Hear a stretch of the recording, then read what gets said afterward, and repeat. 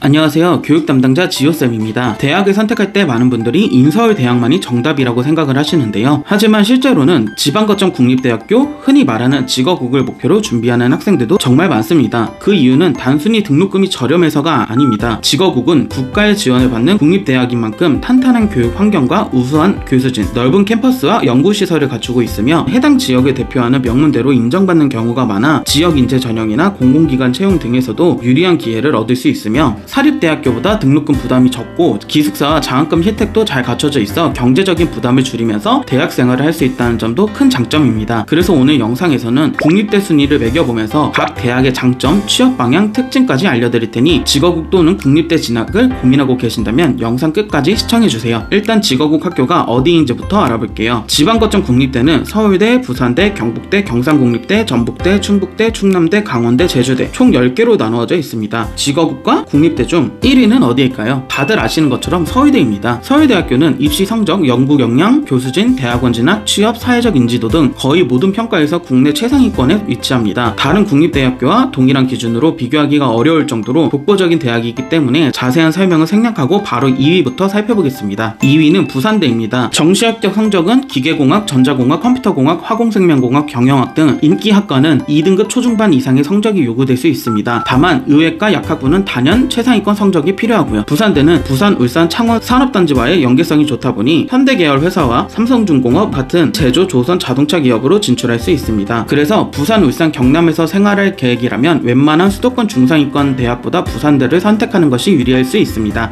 3위는 경북대학교입니다. 경북대는 일반 인문 자연계열은 대략 2등급 중반에서 3등급 중반 수준이지만 전자공학부, 컴퓨터학부, 모바일공학 전공 등 인기 학과는 2등급 초중반까지 올라갈 수 있다는 점 참고해주세요. 경북대의 대표적인 강점은 앞서 말씀드린 것처럼 전자공학부, IT, 반도체 분야이며 삼성전자 계약학과인 모바일공학 전공처럼 산업체 연계 교육과정도 주목받고 있습니다. 그래서 경북대의 취업 분야는 삼성전자, 하이닉스, LG전자, 현대자동차 등 제조전자 대기업과 한국가스공사, 한국도로공사, 한국수력원자력 등의 공기업 진출을 기대할 수 있습니다. 4위는 서울과학기술대학교입니다. 서울과기대는 직어국은 아니지만 서울에 위치한 국립대학으로서 수험생 선호도가 매우 높은 대학입니다. 서울과기대 같은 경우 서울 노원구에 있으며 지하철 7호선 공릉역 앞에 있기 때문에 수도권 접근성이 뛰어난 것도 특징입니다. 서울과기대는 정시 일반학과는 대략 2등급 중반에서 3등급 초반 정도가 주요 지원권이며 서울과기대의 가장 큰 강점은 공학과 기술 분야입니다. 기계, 자동차, 전기정보, 컴퓨터, 산업공학, 건축, 디자인 분야가 잘 알려져 있으며 서울과 수도권 기업으로 취업하기 유리하기 때문에 삼성전자, LG전자, 현대자동차, 하이닉스, 네이버, 카카오 계열, IT기업, 공기업, 서울교통공사와 기술직 공무원 등 다양한 진로를 고려할 수 있습니다. 5위는 충남대학교입니다. 충남대학교는 대전광역시 유성구에 위치한 충청권 대표 거점 국립대학교이고요. 정시 일반학과는 대략 2등급 후반에서 3등급 중반 정도가 주요 지원권이며 공학계열과 수의예과, 약학과, 간호학과 등은 더 높은 성적이 요구됩니다. 충남대학교의 최대 장점은 위치입니다. 대덕연구개발특구, 정부 대전청사, 세종특별자치시와 가까워 연구기관과 공공기관 취업을 준비하기 좋은 환경을 갖추고 있으며 이번 정부에서 주요 기관들을 세종으로 이동한다 하여 앞으로의 발전 가능성이 높은 직어국으로 평가되고 있습니다. 6위는 인천대학교입니다. 인천대학교는 직어국은 아니지만 수도권에 위치한 국립대학 법인으로 최근 입시 선호도가 꾸준히 높아지고 있는 대학입니다. 인천광역시 연수구 송도국제도시에 위치하여 GTX, 인천지하철과 광역교통을 이용할 수 있어 위치 접근성도 좋은 편입니다. 정시 일반학과는 대략 2등급 후반에서 3등급 중반 정도가 주요 지원권입니다. 인천대학교는 송도국제도시의 바이오, IT, 국제업무, 산업과 연계할 수 있어 국제통상, 물류, 컴퓨터 정보통신 분야를 목표로 하는 학생에게 적합합니다. 7위는 전남대학교입니다. 전남대는 광주 전남 지역을 대표하는 거점 국립대로 호남권에서는 여전히 강력한 영향력을 가지고 있습니다. 정시합격 성적 일반학과는 대략 3등급 초반에서 4등급 초반 정도가 주요 지원권이며 전기공학, 전자컴퓨터, 경영학 등 인기학과는 2등급 중반에서 3등급 초반까지 형성될 수 있습니다. 전남대는 전기공학 분야가 유명하기 때문에 나주 빛가람 혁신 도시의 에너지 공기업과 연계를 하기가 너무 좋고요. 이 외에 농생명, 기계, 경영, 수산, 해양 분야에서도 지역산업과 연계된 진로를 찾을 수 있습니다. 8위는